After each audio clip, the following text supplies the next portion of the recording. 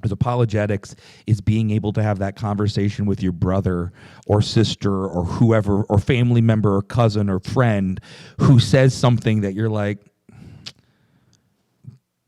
but that's not really what the Bible says. Yeah. You know what I mean? And in a loving way, but like it is a defense of your faith, but not the defense that we think of so in your face. Right. You know what I mean? But when we think of the defense, we're thinking of the behaviors and the actions. Right. We're thinking of the outgoing person who has a calling to go preach on a college campus. Right. Or to go stand on a corner. Right. Or to write a book even. Right. Right. Yeah. And put that out there and say, well, but here's the thing. All of us have had this experience where somebody we know we've shared our faith with, we're like, well, you know what? Jesus is what gets me through that. And their response is something like, yeah, I hear what you're saying, but doesn't the Bible condone slavery? Yeah. Isn't the Bible misogynistic? Right. Doesn't it put down women?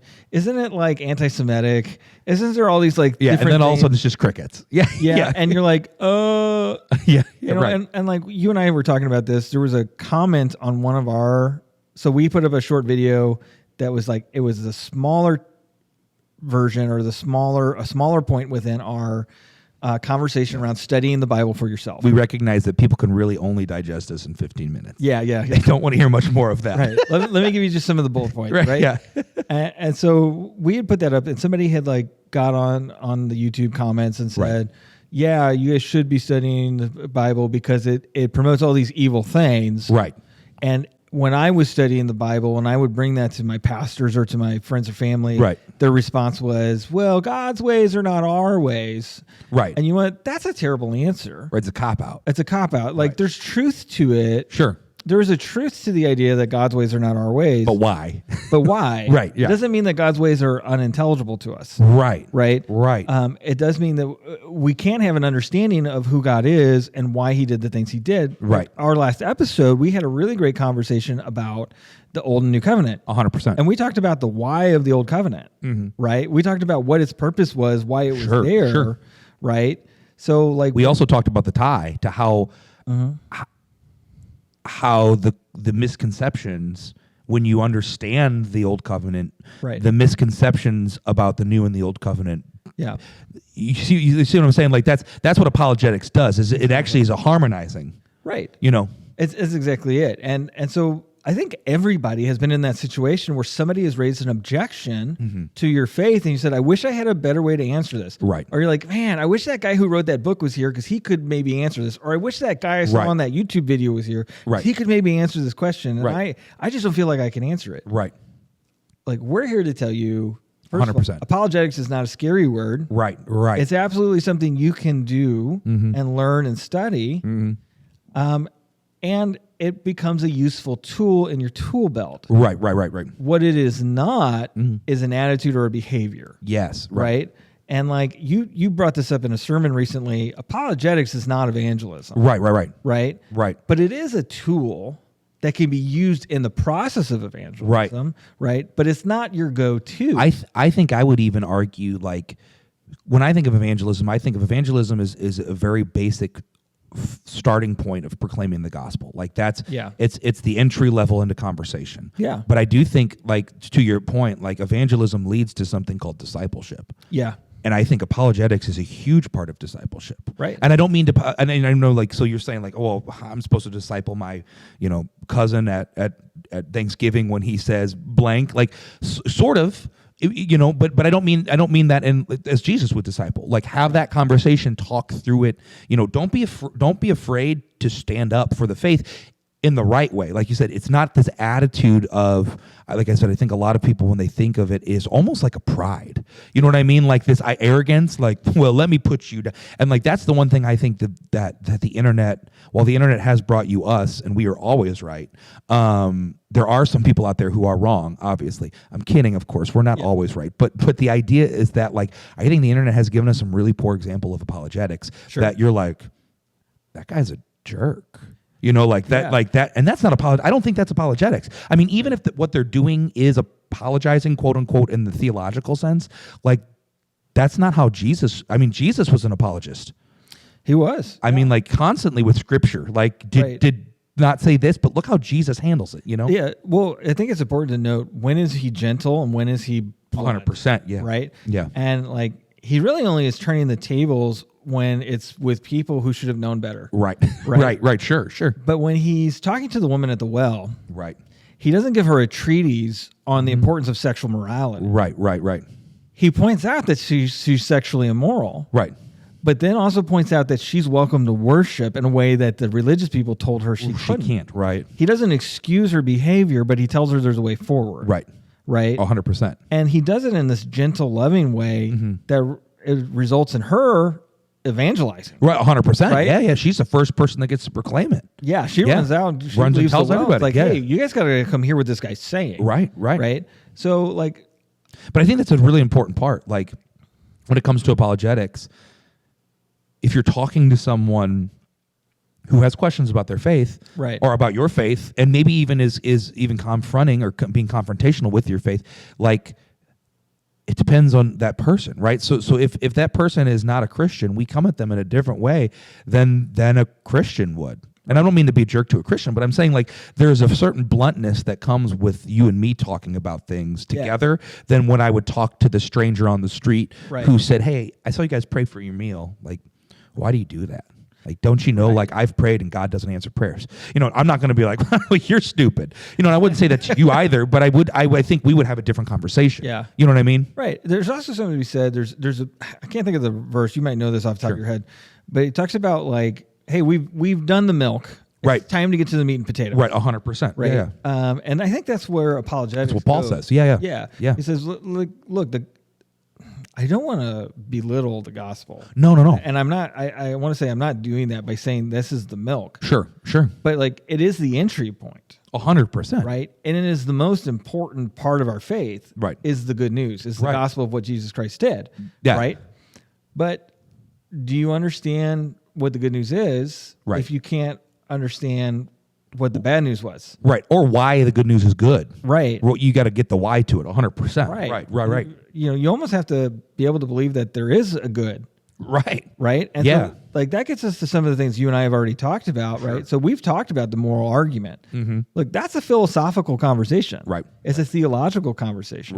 Right. And we've talked about the problem of pain on this podcast, right? You know, me and Ethan broke down that book, right? Again, that's a philosophical, theological conversation about why do bad things happen.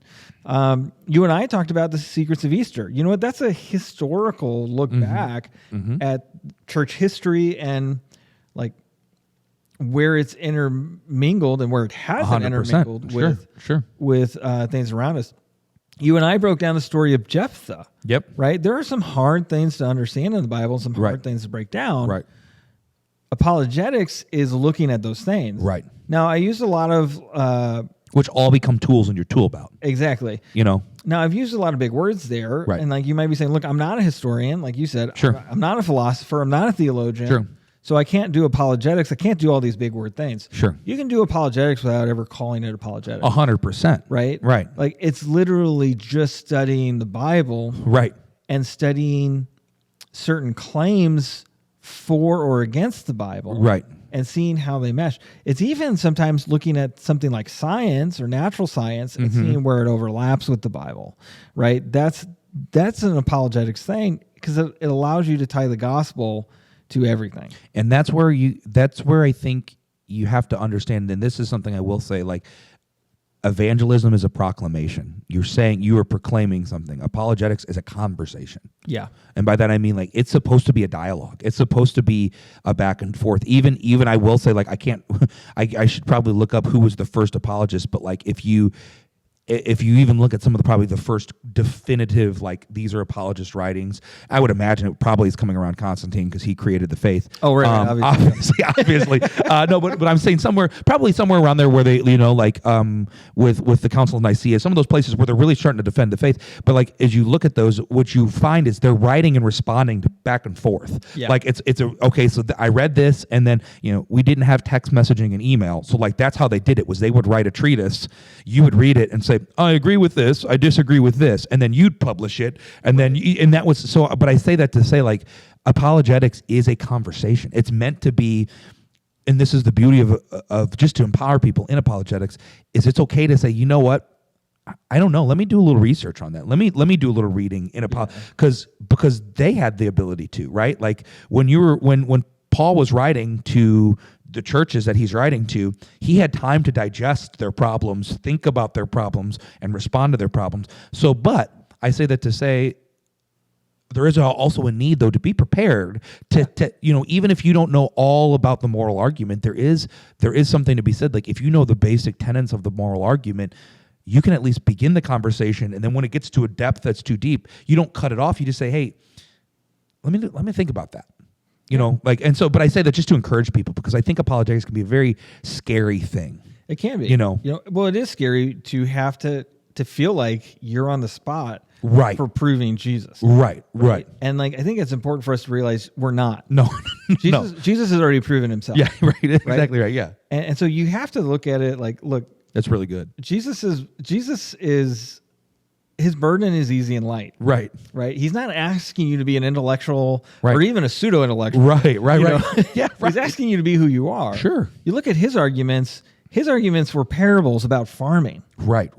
Apologetics doesn't need to be an Oxford mathematician, telling you about how math is discovered or discussing Kalam's a cosmological argument.